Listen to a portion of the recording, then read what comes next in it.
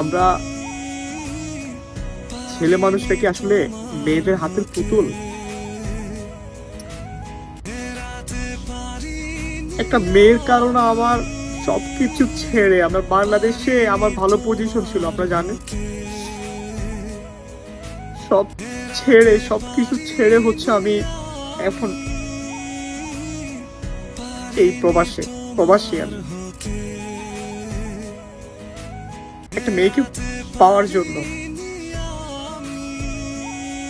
আমার আমার কি দোষ ছিল বলো? আমি তোমাকে মায়া করছি, তোমাকে ভালোবাসি শুধু তোমাকে পাওয়ার জন্য। তোমাকে পাওয়ার জন্য আমি তোমার কথা রাখতে গিয়ে প্রবাসে আসছি টাকা ইনকাম করার জন্য। কিন্তু